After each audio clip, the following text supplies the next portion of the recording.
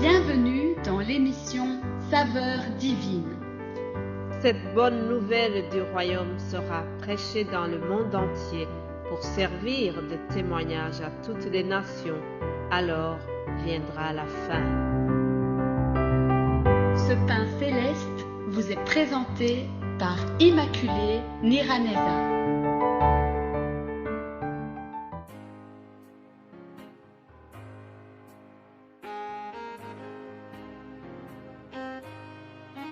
Bienvenue très chers amis à l'écoute de l'émission Saveurs divines. J'ai une grande joie de vous saluer au nom de Jésus-Christ. Je suis vraiment bénie. Je remercie le Seigneur pour le souffle de vie qu'il me donne ce vendredi. J'ai eu la joie de commencer la semaine avec vous lundi et nous la terminons ensemble. C'est vraiment une grâce. C'est le bonheur de servir Jésus-Christ par son moyen. J'espère que vous allez bien là où vous vous trouvez. Si vous écoutez l'émission Saveurs divines aujourd'hui, peut-être que vous n'avez pas suivi depuis lundi. Je rappelle que nous avons parlé des promesses de Dieu, les promesses que notre Dieu nous donne. La Bible contient plusieurs promesses. Ces promesses couvrent chaque domaine de notre vie et ça concerne le présent, le futur. Vraiment, elles sont vastes et elles sont précieuses. Vous savez, notre Dieu est bon. Il désire donner de bonnes choses à ceux qui viennent à lui avec foi. Dieu nous promet de combler nos besoins aussi bien matériels que spirituels. Dieu nous promet la guérison de nos maladies, le secours dans nos besoins, dans nos détresses. Dieu nous promet beaucoup de choses. Il a promis des choses à David et il a exaucé. Il a promis des choses à Abraham et Dieu l'a accompli parce que notre Dieu ne ment jamais. Ce n'est pas un homme pour changer d'avis. Oui, chers amis, Dieu nous promet des choses et il nous a promis la vie éternelle. Ça, c'est vraiment la meilleure des promesses. Hier, je vous ai parlé donc à propos des promesses données à Abraham et on n'avait pas fini cet enseignement. Je vous ai promis que j'y reviendrai. C'est pour cela que rapidement, je reprends le texte donc d'hier avant de continuer. Lorsque Abraham fut âgé de 99 ans, l'Éternel apparut à Abraham et lui dit « Je suis le Dieu Tout-Puissant. Marche devant ma face et sois intègre. J'établirai mon alliance entre moi et toi et je te multiplierai à l'extrême. » Alléluia. Puis au verset 3, nous voyons comment Abraham a réagi après avoir entendu cela. Genèse 17 au verset 3, il est écrit « Abraham tomba sur sa face et Dieu lui parla en disant « Voici mon alliance que je fais avec toi. Tu deviendras père d'une multitude de nations. On t'appellera plus Abraham, mais ton nom sera Abraham, car je te rends père d'une multitude de nations. Je te rendrai fécond à l'extrême. Alléluia. Je ferai de toi des nations et des rois sortiront de toi. J'établirai mon alliance entre moi et toi et tes descendants après toi selon leur génération.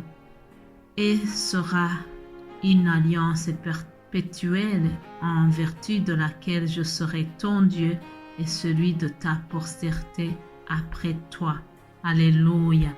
Mes bien-aimés de Dieu, je voudrais que nous retenions une chose. Abraham a reçu de très belles promesses, mais il y avait aussi des conditions qui allaient avec ces promesses. Dieu lui a dit qu'il devait marcher devant sa face. Il y avait une condition. Il a dit si tu marches devant ma face, je serai toujours au milieu de toi et ta famille. Alléluia. Si tu marches devant ma face, je serai ton Dieu, et toi et ta famille, vous serez mon peuple. Oui, lorsqu'il lui dit « marche devant ma face », c'est la même chose de lui dire que si tu marches devant ma face, cela va t'éviter de faire ce qui est mal à mes yeux. Ça t'évitera de tomber dans les péchés. Ah, chers amis, lorsqu'on marche devant la face de Dieu, on est heureux. Lorsque on marche devant la face de Dieu, il nous conduit et il nous rassure, de la même manière qu'il l'a fait pour le roi David. Lisez le psaume 23, vous verrez le sort de quelqu'un qui marche devant la face de Dieu. Une autre condition que Dieu lui a donnée, il lui a demandé d'être intègre. Il lui a dit, sois intègre. Alléluia. Je prie que nous soyons intègres dans tout ce que nous faisons. Il y a des hommes remarquables qui ont été intègres dans leur vie. On parle de Job dans la Bible. Il était intègre.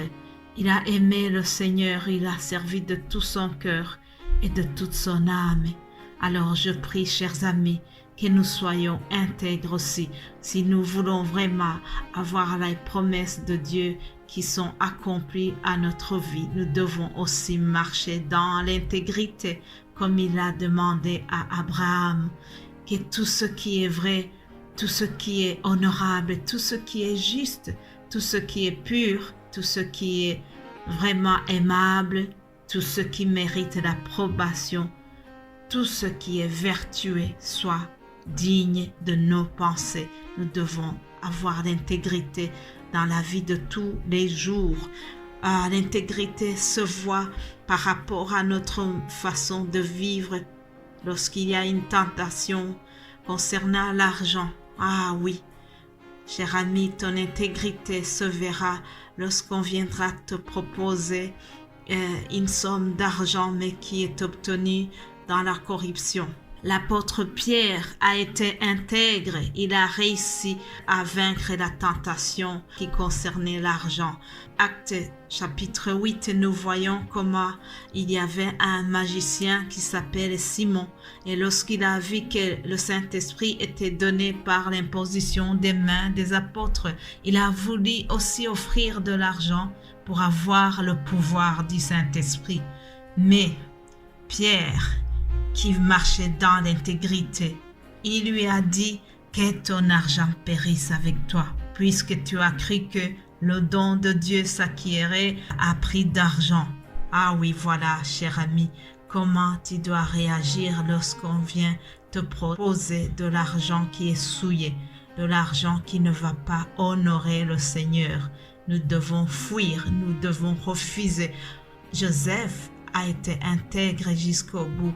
Il a fui lorsque la femme de son patron lui a proposé de coucher avec lui, mais comme il marchait dans l'intégrité, il a refusé et il a même fui. Alléluia. Nous devons fuir le péché pour préserver notre intégrité. Alléluia. Daniel a été intègre. Il a été fidèle. La Bible nous dit qu'on n'apercevait chez lui ni faute, ni rien de mauvais. Voilà, chers amis, quelques exemples de la Bible qui ont été vraiment intègres, qui sont encore renommés pour leur intégrité. Il y a des bons témoignages et je sais que parmi nous aussi, nous avons déjà intègre. Ah, béni sois-tu si on dit de toi que tu es intègre. Une chose très importante sur laquelle je vais terminer ce thème, c'est que toutes les promesses de Dieu, nous les avons au travers Jésus-Christ. Écoute bien cela. Toutes ces promesses vont s'accomplir au travers Jésus-Christ. C'est-à-dire que nous devons rester en Christ. C'est celui, le tuyau par lequel Dieu va passer les promesses.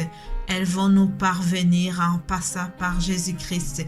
Donc, si nous sommes en lui, toutes les promesses vont passer par lui.